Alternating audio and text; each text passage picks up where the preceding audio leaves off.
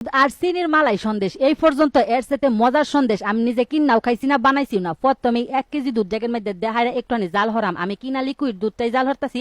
আমরা যদি চাইন এন গাই গরু দুধ দিতে পারুন, ওখানে একটুখানি ভিনেগারের লগে একটুখানি পানি মিশাইয়া হাইরা এটার লগে আস্তে আস্তে ডালাম আর একটুখানি লারাম। যখন দেখবেন যে দুধ আর ছানাটা অকরে আলাদা আলাদা হয়ে গেছে, ফাইনা ফাইনা দিতেছে, তখনই এটা খালি সুতি কাপড়ের মধ্যে ডাইলা হাইরা অকরে একটু ঠান্ডা পানি ধরে দইয়া হাইরা সাইকেল বাইন আমি একটুখানি চিপ্পা হাইরা পানিটা ফালাই দিছি।